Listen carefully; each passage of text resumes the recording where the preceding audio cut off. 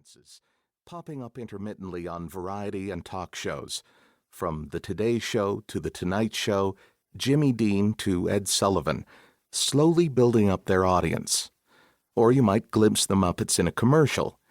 Even there, the puppets had an electric, mirthful irreverence that made them mesmerizing. Hunt was also bowled over by the technical finesse behind the silly facade, as Henson brilliantly experimented with the tricks of television to make his puppets seem more alive than had ever been seen before.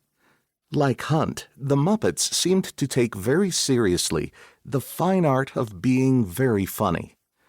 But now, the Muppets seemed on the verge of something bigger.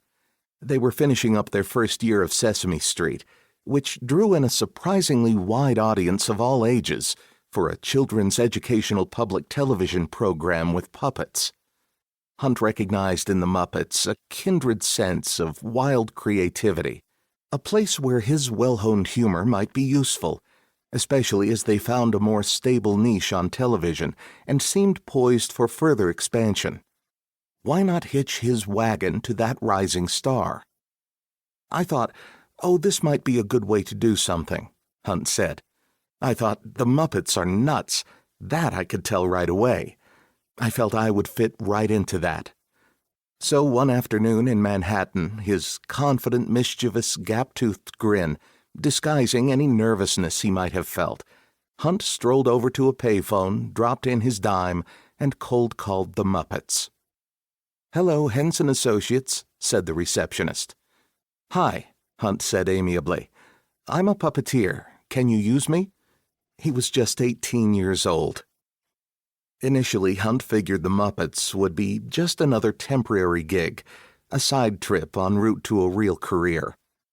I thought, 'cause I was going to be an actor, I thought, well, I'll just do this for a couple of years and it will be good because giving something to the children.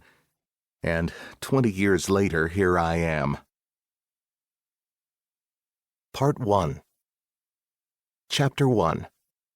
Jersey Boy. The energy driving Hunt's phone call to the Muppets was born of three things: personality, family, and urgent necessity. Richard Henry Hunt, given his father's first name and his mother's family name, was born in the Bronx, New York, at Fitch Sanitarium on August 17, 1951. He was an entertainer from infancy. He loved performing, recalls his mother Jane.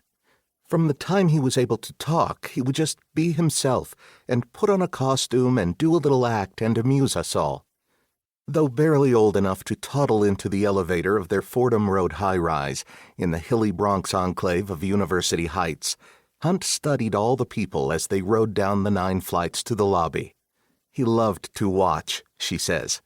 He'd back up into a corner and stand there all the way down, just observing, not saying a word, just watching and listening. She credits this sheer fascination with people as the basis of his talent.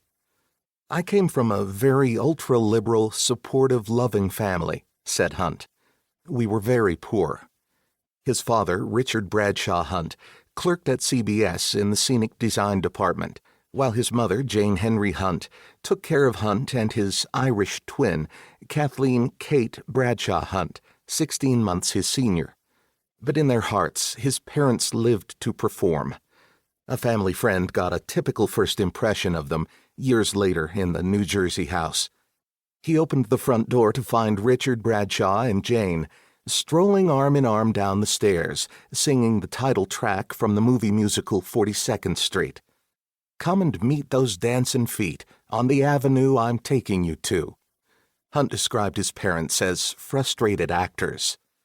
"I'm the only one who really made a living in it, as we all assumed I would." Seeing his interest in their beloved field, Hunt's parents encouraged his talent from the very beginning, exposing him to the performing world, and he took to it like a plant to light. When he was about 4, his parents took him and Kate to a Sunday matinee of the Nutcracker at the New York City Center of Music and Dance. Afterward, star ballerina and family friend Diana Adams showed them around backstage.